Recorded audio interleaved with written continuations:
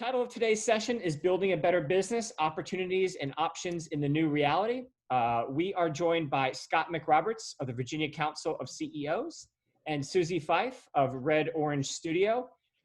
So Scot is the executive director over at the Virginia Council, and Susie is one of his CEO members. So we thought it'd be a nice combination to have them both on the webinar and provide some balance from a high level perspective all the way down to kind of an in the trenches perspective as to what's happening in business today. So first I'd like, if you don't mind, Scot and Susie, if you could just tell us a little bit about how your businesses work, what kind of business you have. Obviously with two very different models here. And Scot, I'd like to start with you just because I think you're probably a little higher level, and then Susie, you're kind of more, getting to the technical with you. So Scot, if we could start with you. Sure. So Virginia Council of CEOs is a 501c6 not-for-profit association, much like the Technology Council, Rich Tech, with its mission driven. So our mission is to connect CEOs for learning and growth. And our CEO, the population we serve is CEOs with companies with $1 million in revenue and up, 5 employees and up. Most of the people we serve lead companies in that really small business range, the sort of 1 to 10 million, 5 to 100 employees. We have a few in the larger range, ranging into thousands of employees, and but it's mostly small business owners that we serve. I'm sorry, my lawn guy is outside blowing right this very second. So we deliver that mission primarily through peer roundtables. So CEO like Susie joins us, gets placed into a small group, 8 to 10 people, a roundtable, meet regularly in a very structured, confidential environment. And essentially they're there to learn from each other, share their stories, share their challenges and opportunities. And that's the power of what we do. Beyond that, we've built a community of 230 CEOs across Central Virginia. So we gather that group or parts of that group for various learning events and social events as well. But the primary thing we do is peer roundtables for small business CEOs.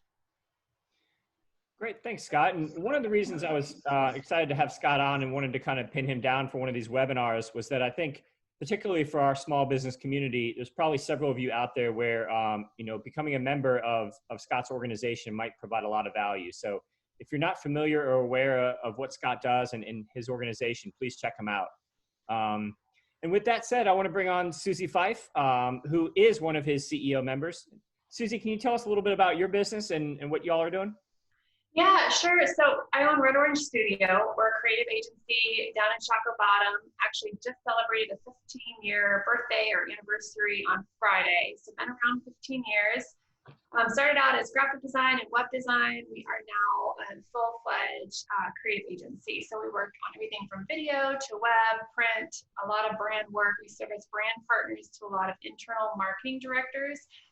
Nonprofit, finance, transportation, healthcare are some of our bigger industries, but we also work with a lot of small businesses and startups. In fact, we've got a small business division that we call Slice, and that's where we can offer some bite-sized branding for startups and small businesses through brand packages and web packages that kind of suit startup pricing.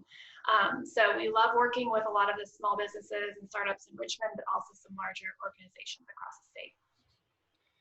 Great, thanks, Susie. I was glad Scot kind of selected you as the one to join here, because I think particularly in the realm that you're working in, there are a lot of companies out there right now that are looking at how to storytell better, maybe how to use this time to take advantage of improving their digital and their web presence or even their social presence. And so a lot of what you're doing, I think, is applicable to this particular contemporary moment. So let's talk about that just as a kind of a temperature check, just to set a baseline here. Can you just tell us, Susie, we'll start with you, a little bit about your mindset. Just where are you right now? How are you feeling? We've all certainly gone through quite a path over the last 90 days, but where are you right now? Where's your head? Yeah, I'm feeling optimistic. I'm also just feeling a sense of heavy responsibility, not just surviving as a business owner, but really thriving as a community leader and a leader and a manager over my team. So feeling a bit heavy, not in necessarily a negative way, but just the sense of responsibility and leading a team and communicating the messages of my clients. So that's kind of where I'm at. Feeling a sense of urgency and responsibility. Scott, how about you? Well, I agree. From the sort of the beginnings of the sort of pandemic crisis, the lockdown that affected so many businesses negatively, what I saw among our CEOs is initially there was so much fog of war. I mean, the uncertainty was so pervasive that everyone was really turning to each other to try to figure out what's going on here. What am I supposed to be doing here?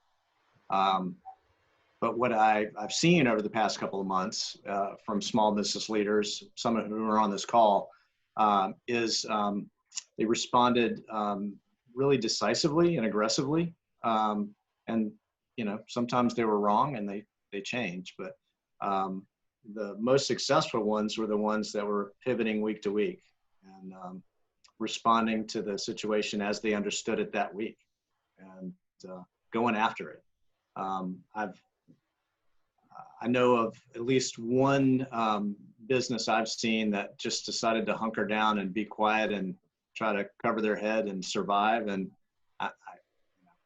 I'm hopeful that they're going to come out on the other side of it, but I don't think that's the way that any of us should be responding to this.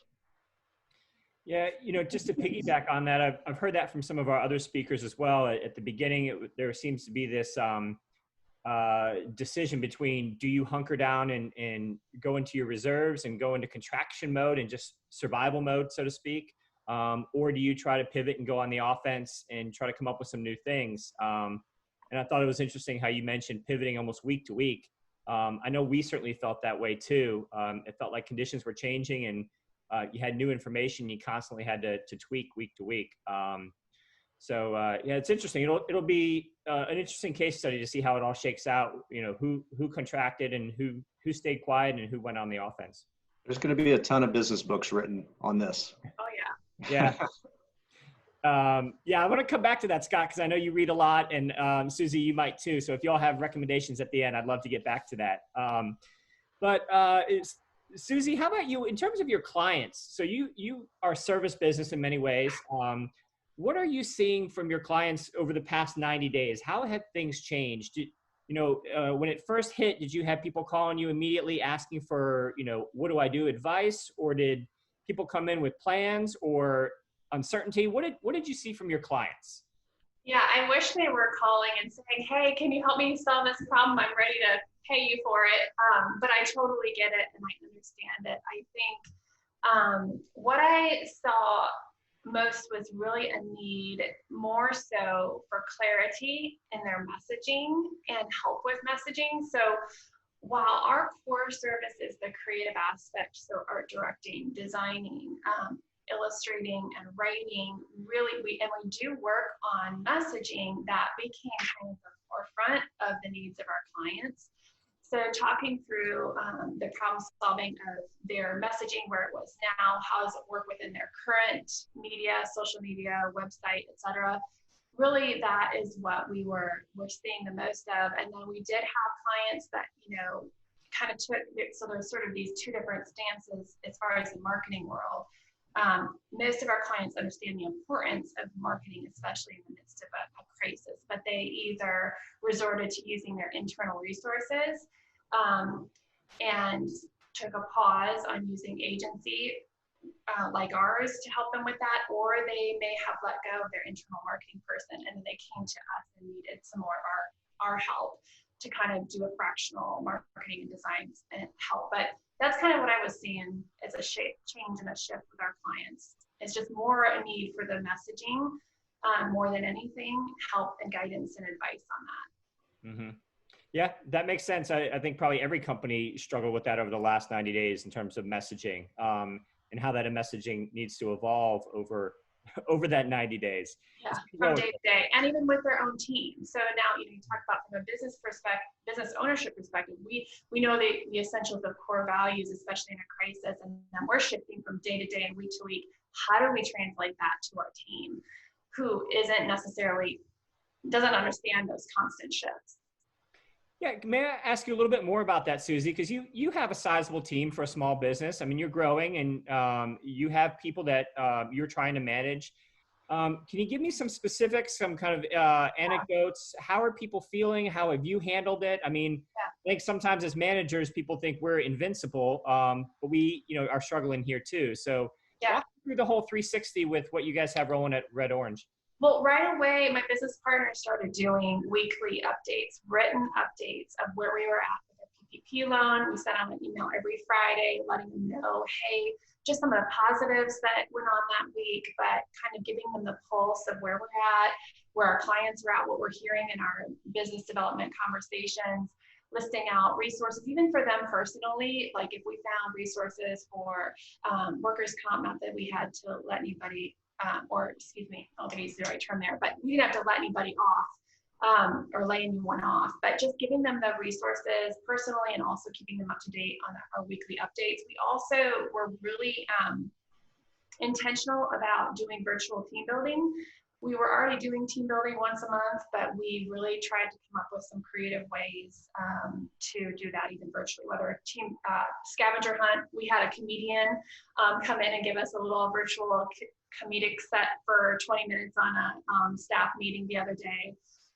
Just trying to be a lot more authentic in our conversations, even more so than we were before. Talk about book recommendations, which we were able to order for our leadership too, was that Naked at Work book by Knaupp, K-N-A-U-P-P is her last name. Can't remember the first name. Scott, I don't know if you remember. The Naked at Work book. I think you're on mute, but Danessa, I was able to read your mouth, but Danessa Knaupp. Yeah. So those are some practical things: weekly updates, intentional team building, and a book resource that we could also offer the team around authenticity. Susie, I'm actually going to link that Amazon link in the chat box. If anybody wanted a reference to the book Susie just referenced, it is there in the chat box. Check it out. Scott, what about you? I mean, you're a manager too. How's it been with you and your team, and even in your own head? I think I'm a better manager in crisis than I am in normal times, because I'm just generally lazy, and crisis makes me get to work.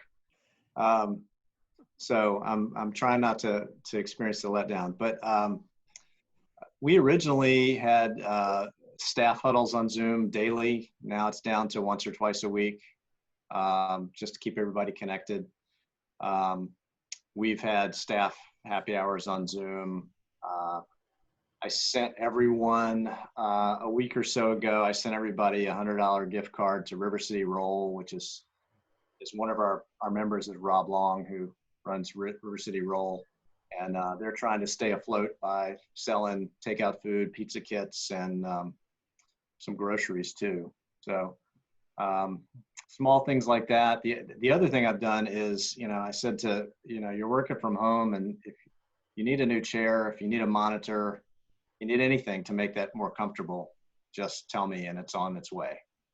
And trying to be as supportive as I can. And for, all of us have had our low points, and including me. And I think I showed up at the staff meeting about 6 weeks ago and said, I'm tired of this. This sucks. And had them, they had to lift me up, and I've had to lift them up at other times. So that's how we responded to it. I'm kind of eager to get back to the face-to-face. I have been going over to one of my colleagues' homes once a week to sign checks and exchange documents, and I enjoy the face-to-face there. Yeah. Yep.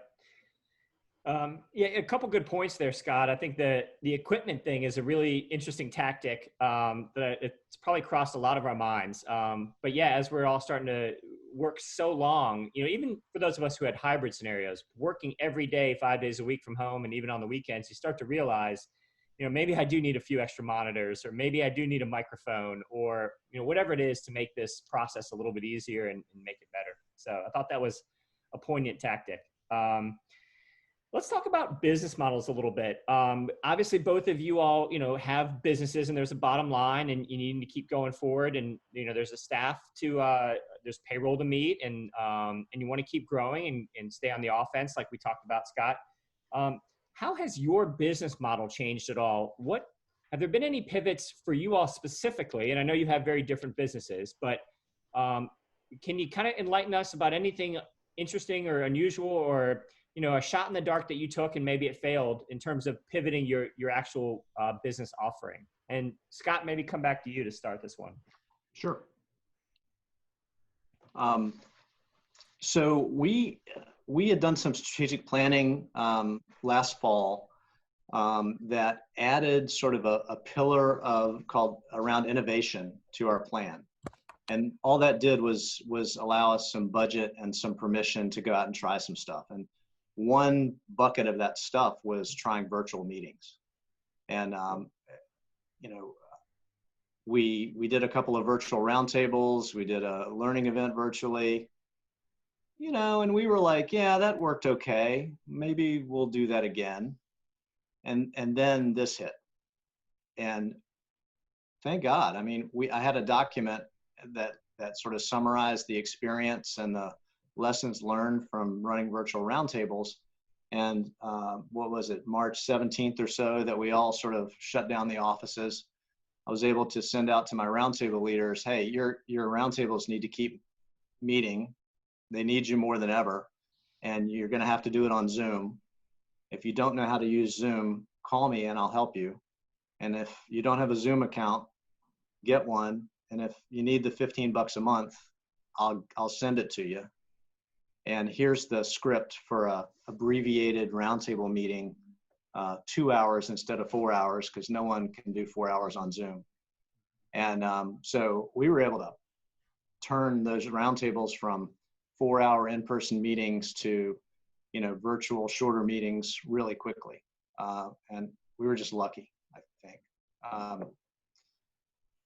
And then we've, at the same time, our annual retreat, which is a big event that costs us about $250,000 to put on for 250 CEOs. It was going to be at the Homestead at the end of April with keynote speakers, workshops, you name it, canceled. We decided to take work with our speakers and our workshop providers and sort of chop it all up into smaller segments and do it virtually over the span of almost 2 months. So I think it came out as well as it could. And in fact, it probably increased some value for people because they were able to digest pieces instead of having it thrown at them in 2 days. So that was a learning experience. And then let me say one more thing on sort of programming, and then maybe come back to the sort of membership model that we have. The virtual programming we've done has been well received, and I think people's attitudes toward that are shifting dramatically. And a lot of people are saying, yeah, why don't you do that for 45 minutes of real solid content virtually, and then I don't have to take 2.5 hours to come over to the Jepson Alumni Center and have lunch and listen to the speaker and drive back to work. Really efficient. Certainly, you're missing that face-to-face contact and the accidental, fortunate collisions that happen in social settings. But I think there's going to be a lot of sort of shift in how we do business that's going to hold on going forward. Yep, I hear you. The long-term kind of Zoom fatigue, not fatigue, but what is the endurance on Zoom that people can hold their attention to has been an interesting experiment to try to figure out. I think we've all probably tried to nail that one down. Susie, how about, lots to jump in there, Scott. I want to come back, but Susie, I want to jump over to you. What about at Red Orange Studio? How have you guys shifted a little bit? Yeah, so we too, you know, when we're working with clients on brand projects and web design, we're used to working remotely. We love to meet and kick off a project in our cool creative space, you know, but so operationally, working with our clients hasn't shifted a whole lot, having to go more remote, but it's a lot more of the business development operations of how we handle that's shifted. And again, I mentioned for our clients, it's shifted as far as how they handle their internal marketing. They've had to shift that a little bit. We are still a creative agency, not changing what we offer. We decided that a couple weeks in, we're like, okay, we could do a lot. We create brands for other people. If we needed to keep our team and shift completely, what are some ideas? And Teresa and I brainstormed on that. We did decide to just stay in our lane of services, but really start pushing our digital marketing a lot more. So something we were doing a lot less of, we were working on how can we pitch that and promote that. We have been wanting to do more lead generation for ourselves. So we signed up for Active Campaign. It's like a HubSpot, if you've heard of HubSpot. It's not as expensive for us as a small business, but we are working with our clients and for ourselves doing more lead gen through Active Campaign, which you can have automated emails sent out. You know, you can really work on more of a lead gen campaign, and with that comes some content. So for us, what we've done operationally, it's a lot different. We spent a lot of time working on creating awesome content for our clients. We are just being super proactive, and we have done this Creativity is Contagious series where we offer creative prompts to help business owners kind of get in that creative mental space to problem solve during this crisis time. We've done more virtual coffee conversations, which we were doing in person here and there throughout the year, but they took a lot of work, and people would come in and we'd host these events that educate on PR, marketing, branding 101, all these kind of FAQ, providing answers to these questions people have in person. We've been doing those remotely and had, again, like Scott said, which by the way, Scott, you guys are doing an amazing job, an awesome job. They're really leading in this space. The conference has been very, very helpful. We too are getting to help and reach more people.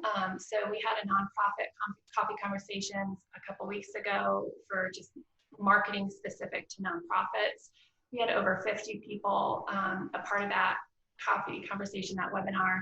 We also pivoted a little bit in our partnership and our referral partners. So we work a lot with other creative agencies and market research companies and videographers, and we've just been rallying with them around some of the same issues and reaching more people, which has been awesome. So that's kind of hopefully answers your question a little bit.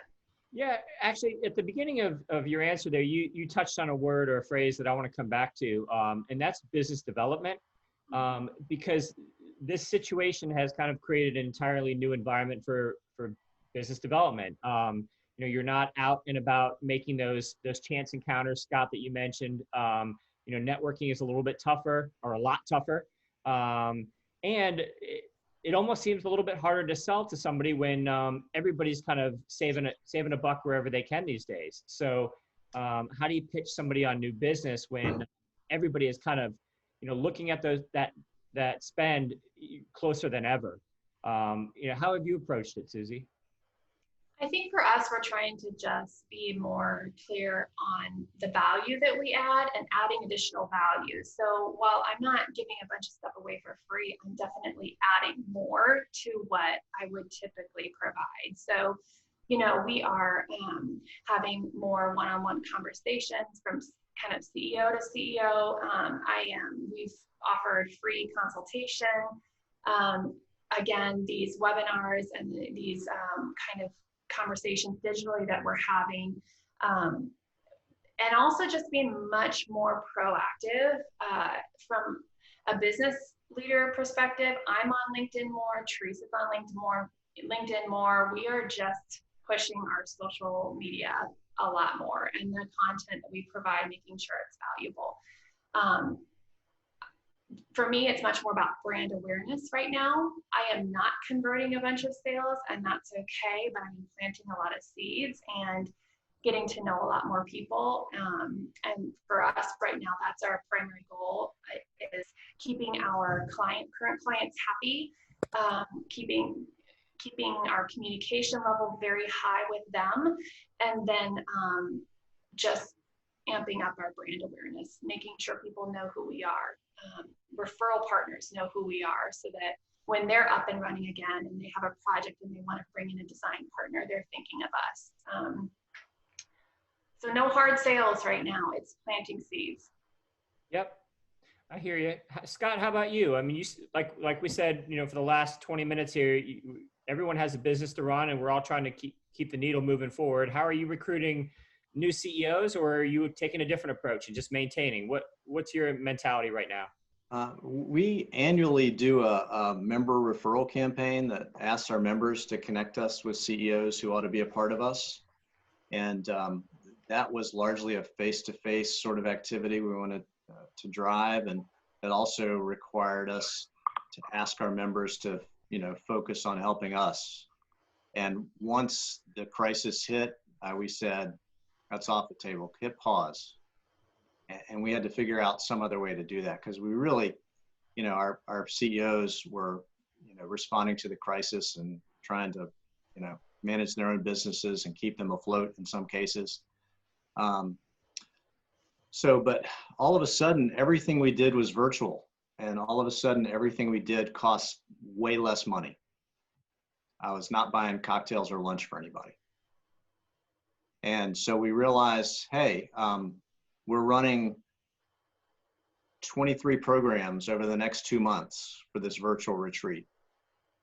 And the cost is sunk, and the incremental cost of providing it to another CEO is virtually zero. Why not offer that to CEOs who are in our pipeline, who are our prospects at no charge? So we rolled out a community membership to those folks who qualified, and invited them to join us at no charge, no strings, for as long as through September 30. And we've had 29 folks join us that way, which is pretty good. And then, like I say, there's really no strings, but our hope is they're going to see enough value that, at the end of it, they're going to say, hey, I ought to join this, I ought to continue. And so that's the shift we made for business development, was to do that. And at the same time, we've maintained some of the other marketing efforts we do, a monthly newsletter of prospects, some LinkedIn advertising. And then we are also, after hitting pause briefly on an expansion to Roanoke and Blacksburg, we're getting ready to proceed with that. And we're going to proceed with it virtually. It's going to be an all digital sort of campaign, utilizing some influencers as well in the market. And then we're going to offer to form virtual roundtables for these folks through the rest of the year at no charge. Just sort of try before you buy. And at the end of the year, we'll say, hey, if you want to continue as a full member, let's get you on board. So that's how we pivoted to address it. And frankly, this is some of those methods, I think, are things we're going to continue. I think it's shown me some of the limiting beliefs I had about how we do business. That it used to be every piece of marketing I did drove toward a face-to-face meeting with me or one of our people to make the pitch. And we found we can do that virtually. We can do that digitally. I don't even have to have a conversation with you like this. So that's pretty cool. Yeah. You touched on a few things that you were doing tactically on LinkedIn or newsletter, what have you. And Susie mentioned it too, that you were, really doing a lot of new stuff with storytelling, Scott. And just tactically, even if it's pretty simple or you think it's pretty straightforward, I'm curious what you are doing. How are you approaching LinkedIn? I think you said you were doing LinkedIn ads. Has your newsletter changed? Has your messaging changed? All that stuff that Susie talked about consulting on, what have you, kind of taken to heart and actually put in practice? Yeah, so now more than ever, I believe what we have to sell is this community of CEOs, this wonderful group of entrepreneurs. And so we're very focused on telling their stories. So that's what, that shows the value of being a part of the community. So we're doing profile stories, we're doing stories on topics that include a bunch of CEOs in our group. And then on the advertising side, LinkedIn is great for us because it can be so targeted geographically, company size, job title. We're focusing on ads that show a real life CEO and a little bit about why they value the council or why they value their roundtable, things like that. Susie, can you kind of piggyback on that a little bit in terms of what you might be or how you might be advising your clients? Is it profiles? Is that something that you're encouraging? How is marketing copy changing? Any of that type of stuff? Like how has your guidance shifted for your clients, since this all happened in terms of storytelling and messaging and that type of thing? Yeah, so some things that kind of reoccur in my conversations I'm having with clients and partners is one, the information overload that we're getting from emails and et cetera, and being on social media all the time. So we've been doing a lot of work with our video partner. We also, which was a takeaway from one of the Virginia CEO webinars, was using more even video, a tool. There's a specific tool called Vidyard that Mark Sheridan actually mentioned that we've been using personally and then sharing with our clients just to even make your emails shorter, get some of that content in a verbal, quick video of yourself that's personalized for your client or your prospect. That's been one tactical tool. And then just in general, making sure that your emails are very clear. And all this stuff we've been teaching and helping our clients with, but it's just even more important now. The other thing we've been talking about a lot is transparency. So as people are being more authentic, having more conversations, but also, especially in the healthcare industry, this kind of trust factor of not knowing who do we trust saying what? Everybody's now just also opinionated. How do we trust, whether it's healthcare or my vendor who's providing these services that are going to give me the marketing advice that is really respectful of where we're at right now, and is infographics and really providing data. So storytelling is, yes, using a story and putting your client or your customer at the center of that story, but also providing data and supporting that through infographics. Just is a very helpful way of breaking up this information overload, but also providing valuable content, transparency, and numbers and backing what you're saying. Gotcha.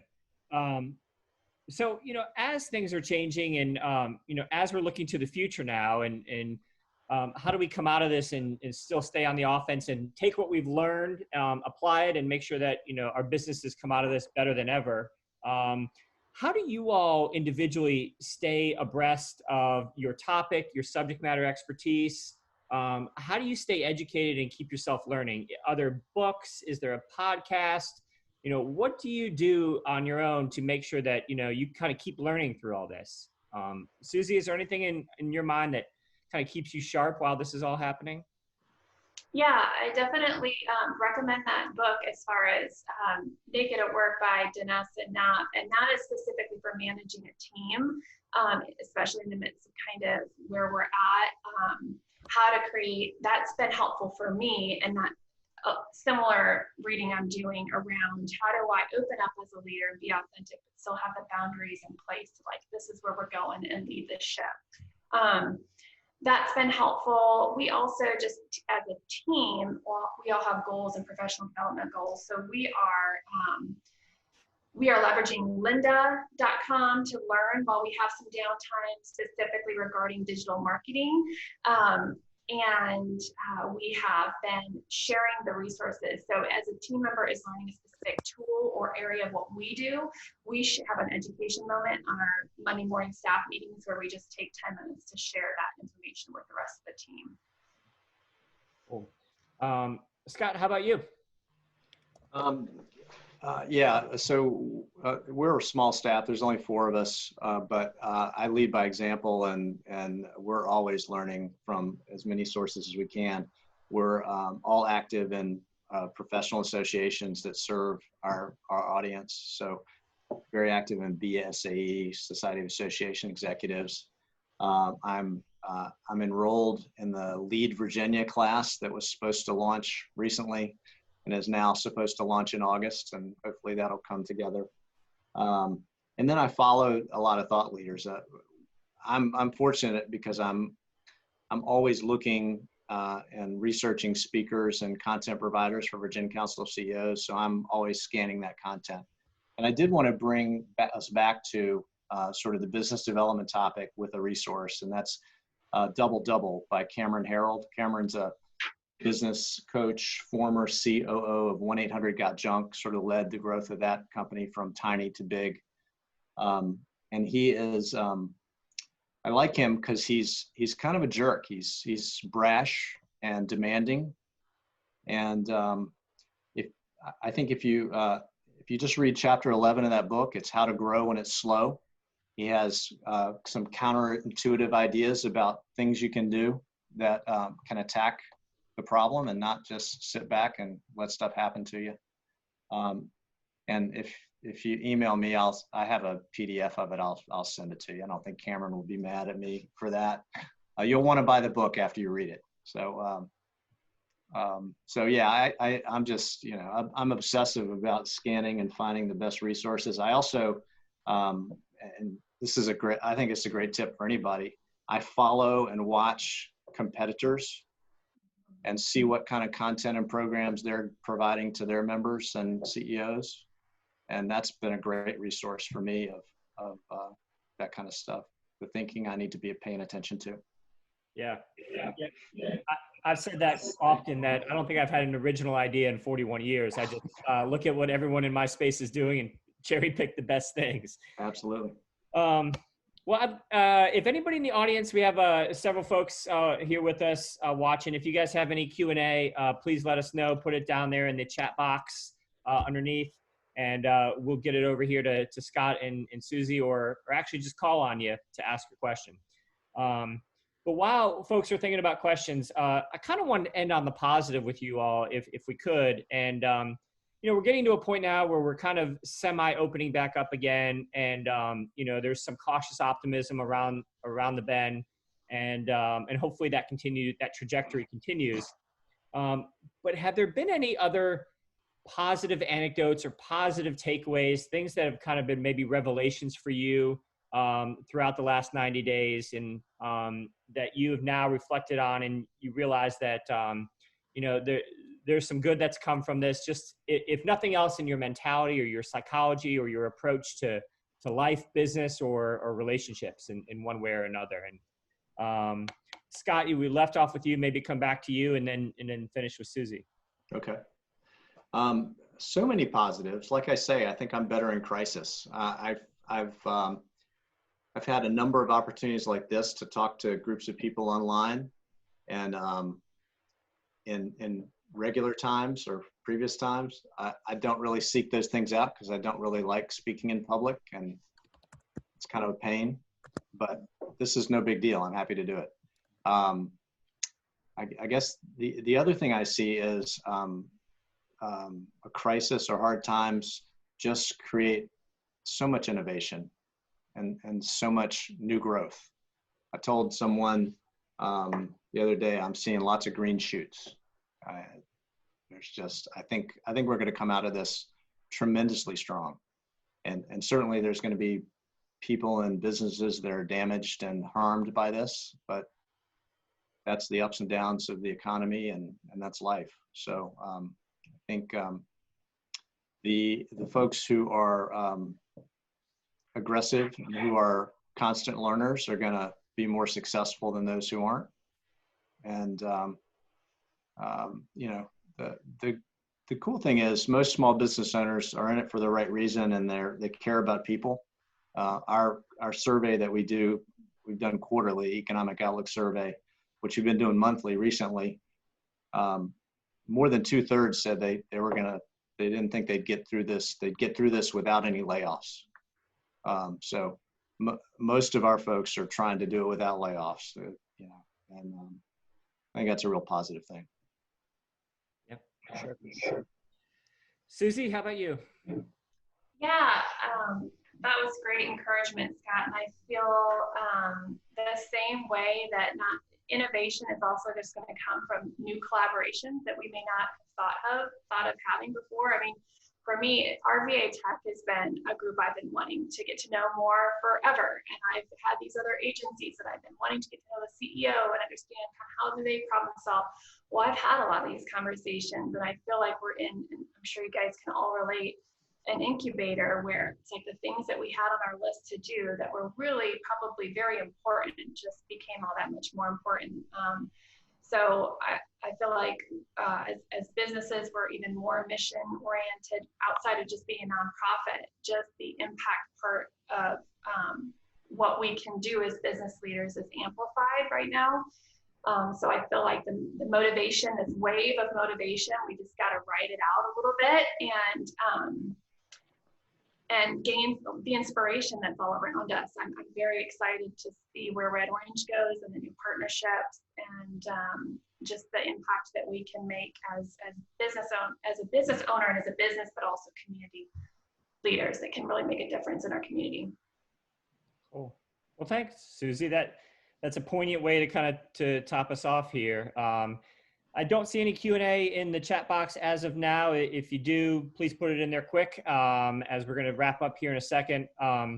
Scott and Susie, we kind of covered the gamut and a lot of different stuff. I just want to take a moment and not only thank you for being here and sharing your wisdom, but one of the things I appreciate is when people can be genuine and talk about their own, personal approaches and perspectives and feelings as we've gone through all of this.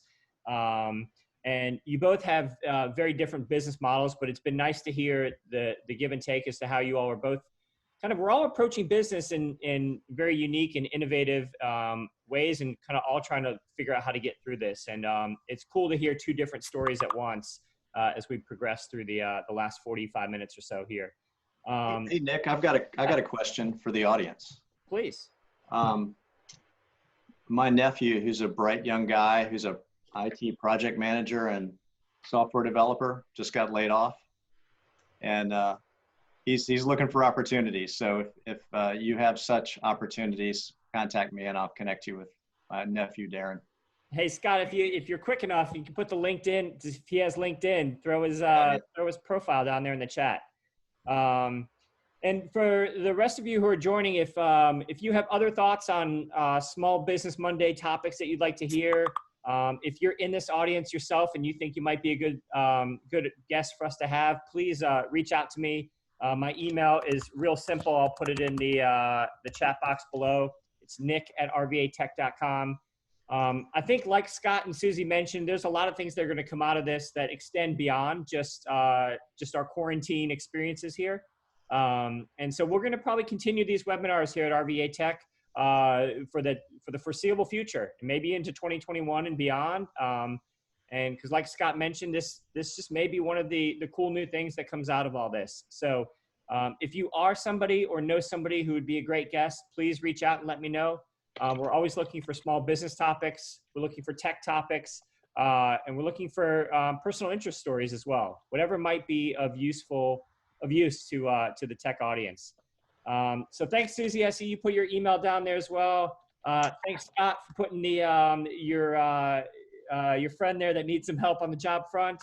And thanks so much for joining us, both Scott and Susie. And thanks to the audience. I appreciate your lunchtime. Appreciate you spending it with us. And we will see you all next time on Tech It Yourself. So thanks so much. Thanks, Nick. Thank you, Nick.